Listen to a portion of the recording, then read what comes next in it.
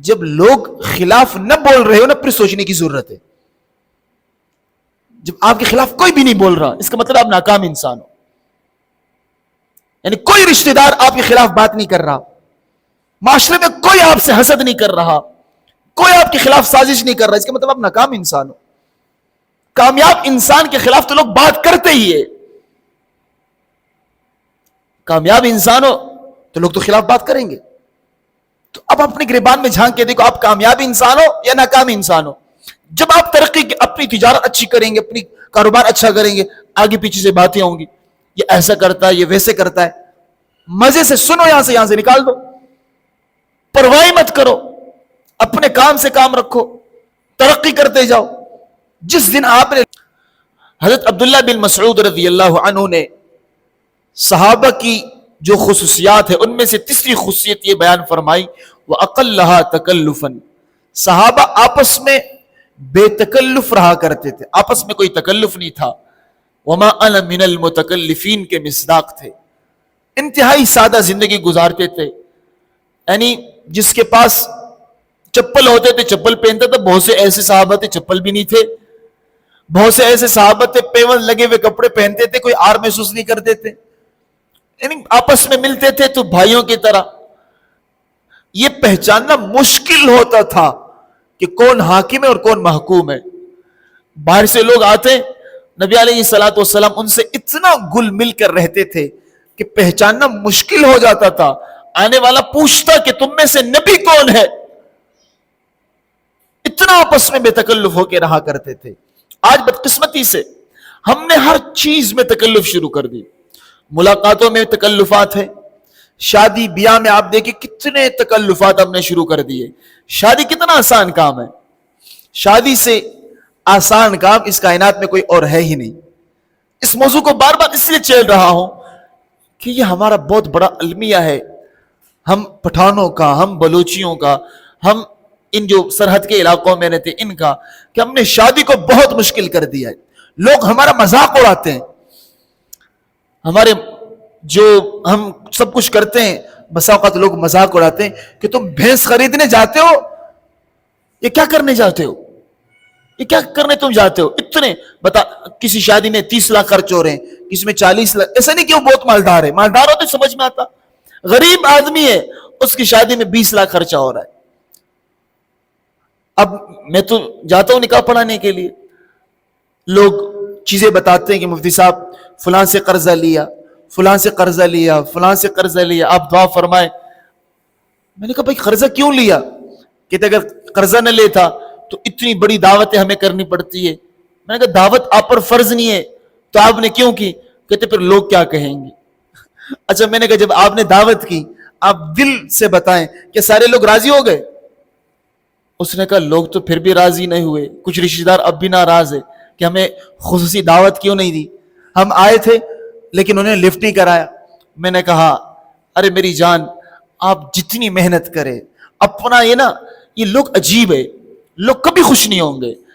آپ نا اپنے آپ کو لوگ کے سامنے بچھا دے کہ میرے اوپر سے گزرو, یہ پھر بھی کہیں گے یہ کیا ہے, آپ ہموار نہیں تھے, ٹیڑے لیٹے ہوئے تھے. یعنی اپنے آپ کو ذبح کر دو ان کے سامنے, لوگ پھر بھی ناراض رہیں گے. جو کچھ کر دو یہ کبھی خوش نہیں ہوں گے. تو اب کیا کرے, لوگ تو ناراض ہی رہیں گے, اب کرے کیا؟ تو اپنی منزل اللہ کی رضا کو بنا دو بھائی. یہ سوچو بس میں نے اللہ کو راضی کرنا ہے, اللہ کو راضی کر دو گے انشاءاللہ مخلوق خود راضی ہو جائے گی. جو ناراض ہے بلا وجہ ناراض رہنے دو, اس سے کیا ہوتا ہے, اس سے کیا ہوتا ہے, کون سا آسمان گرتا ہے. ساری زندگی تم نے لوگ کو راضی کرنے میں گزار دی, بدقسمتی ہماری. اتنی محنت اگر اللہ کی رضامندی میں ہم گزارتے, خدا کی قسم جنت واجب ہو جاتی, ہماری دنیا اور آخرت کے مسائل حل ہو جاتے.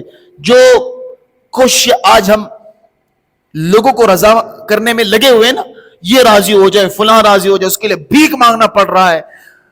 بہت سے بچے ہیں نوجوان کام کرتے, تو میں پوچھتا تم کیا کرتے ہو؟ کوئٹے سے رہنے والے, کوئٹے سے تعلق ہے ان کا, کہ مفتی صاحب مہر کمانے کے لیے, شادی کرنے کے لیے لگا ہوا ہوں. کب سے لگے ہوئے؟ کوئی کہتے 5 سال سے, کوئی کہتے 8 سال سے. اب کیا کر رہا ہے؟ اب یہ 8 سال کی کمائی جمع کر رہا ہے, اور وہ 8 سال کی کمائی کے بعد ایک بڑی دعوت کرے گا, اس میں مشرق اور مغرب کے مہمانوں کو بلائے گا, اور ایک ہی دن میں وہ سب کچھ ختم ہو جائے گا, اس کی 8 سال کی کمائی. اب جس انسان کو خدا نے عقل سلیم سے محروم کیا ہے, اس کو میری بات کیا سمجھ آئے گی؟ ان تکلفات سے باز آ جاؤ, مت پرواہ کرو لوگوں کی, لوگ کیا کہیں گے. کبھی یہ سوچے کہ اللہ کیا کہے گا؟ خلق بسوئی, خلق بسوئی, خلق بسوئی. جب میں منع کرتا ہوں کہ خلق بسوئی, خلق زو, خلق کبھی آپ سے راضی نہیں ہوں گے. مجھے ایک آدمی نے بتایا, انہیں بڑی دعوتیں کی تھی شاندار. ہم گئے تھے ان کے نکاح پڑھانے کے لیے, اس کے آنکھوں میں آنسو تھے.